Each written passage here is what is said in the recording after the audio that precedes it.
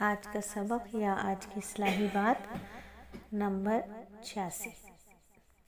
تو آج ہم بات کریں گے 27 رجب کے روزے کے بارے میں۔ 27 رجب روزہ جو ہے وہ کہیں سے بھی قرآن سے، حدیث سے، صحابہ سے ثابت نہیں ہے۔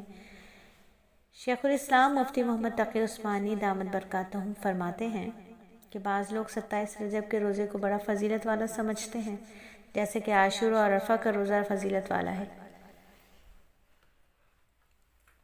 اسی طرح 27 رجب کے روزے کو بھی بڑا فضیلت والا خیال کیا جاتا ہے۔ بات یہ ہے کہ ایک یا دو ضعیف روایتیں تو اس کے بارے میں ہیں، لیکن صحیح سند سے کوئی روایت ثابت نہیں۔ فاروق اعظم رضی اللہ تعالیٰ عنہ کے زمانے میں بعض لوگ 27 رجب کو روزہ رکھنے لگے۔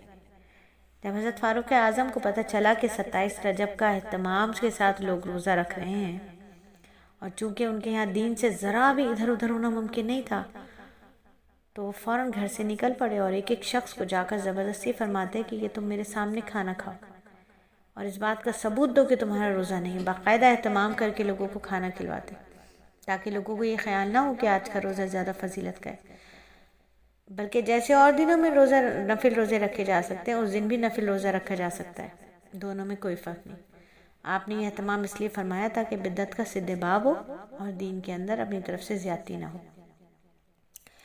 تو اگر آپ پیر یا جمعرات کا روزہ رکھتی ہیں یا رکھتے ہیں، تو فرض کیجئے کہ 27 رجب بھی پیر یا جمعرات کی پڑ گئی، تو روٹین میں ہے تو رکھ لیجئے روزہ۔ اسی طریقے سے اگر آپ بس یہی ہے کہ پیر جمعرات کا روزہ اگر آپ رکھتی ہیں تو بالکل رکھیں، اور اگر نہیں رکھتی تو پھر ضرورت نہیں ہے۔ اسی طرح سے 27ویں شب کو جاگنا یہ بھی ثابت نہیں ہے۔ اگر آپ روزہ نہیں جاگ کے تہجد پڑھتی ہیں، عبادات کرتی ہیں، اذکار معمولات کرتی ہیں، تلاوت قرآن کرتی ہیں، تو بالکل آپ اس رات بھی کر لیجئے، کوئی ایشو نہیں۔ لیکن بطور خاص اس رات جاگنا یہ کہیں سے ثابت نہیں ہے۔ تو معلوم یہ ہوا کہ جو لوگ یہ خیال کرتے ہیں نا کہ اگر ہم نے اس رات میں جاگ کر عبادت کر لی، اس دن میں روزہ رکھ لیا تو کون سا گناہ کر لیا؟ کیا ہم نے کوئی چوری کر لی، کوئی شراب پی لی یا کوئی ڈاکہ ڈال لیا؟ ہم نے عبادت ہی تو کی ہے، ہم نے دن میں روزہ ہی تو رکھ لیا، تو کیا خرابی کا کام ہے؟ حضرت فاروق اعظم نے بتلا دیا کہ خرابی یہ ہوئی کہ اس دن کے اندر روزہ رکھنا اللہ تعالیٰ نے نہیں بتایا، خود ساختہ اہتمام کرنا ہی اصل خرابی ہے۔ سارے دین کا خلاصہ جو ہے وہ ہے اتباع، اطاعت کے ساتھ گردن چکا کے جو کہہ دیا کرنا ہے تو کرنا ہے، جس کا منع کر دیا تو منع کر دیا۔ تو ہمارا حکم مانو، نہ روزہ رکھنے میں کچھ رکھا ہے، نہ افطار کرنے میں کچھ رکھا ہے، نہ نماز میں کچھ رکھا ہے۔ جب ہم کہیں نماز پڑھو، نماز عبادت، جب ہم کہیں نماز نہ پڑھو تو نماز نہ پڑھنا عبادت، جب ہم کہیں روزہ رکھو تو روزہ رکھنا عبادت، جب ہم کہیں کہ روزہ نہ رکھو تو روزہ نہ رکھنا عبادت۔ اگر اس وقت روزہ رکھو گے تو یہ دین کے خلاف ہوگا۔ تو دین سارا کا سارا کیا ہے؟ اتباع ہے۔ اگر اللہ تعالیٰ یہ حقیقت دل میں اتار دے تو ساری بدعتوں کے خود ساختہ التزامات جو ہوتے ہیں نا وہ جڑ سے کٹ جائیں۔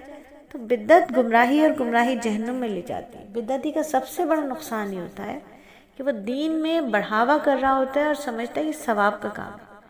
تو دین وہی چلے گا جو نبی صلی اللہ علیہ وآلہ وسلم لے کر آئے، جو آپ صلی اللہ علیہ وآلہ وسلم کے طریقوں سے صحابہ کے ذریعے سے ہم تک پہنچا، جو قرآن اور حدیث سے ثابت ہے۔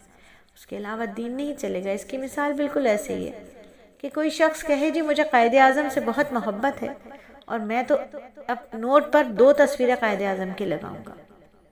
تو 2 تصویریں لگانے سے وہ نوٹ جب حکومت پاکستان نہیں مان سکتی، وہ نوٹ نہیں چل سکتا، تو وہ دین جو نبی صلی اللہ علیہ وآلہ وسلم لے کر آئے ہیں وہی پکا ٹھکا دین چلے گا۔ اس کے علاوہ آپ اور میں نبی کی محبت میں کچھ بڑھا دے تو وہ نہیں چلے گا، نہیں چلے گا، نہیں چلے گا۔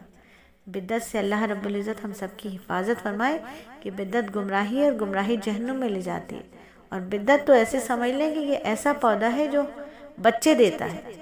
بدعت بچے دیتی ہے، ہر سال اس میں کچھ نہ کچھ اضافہ ہوتا جاتا ہے، جس کے ہم جلوے ہر سال دیکھ رہے ہوتے ہیں۔ تو اللہ رب العزت ہم سب کو بدعت اور گمراہی سے بچائے، آمین ثم آمین۔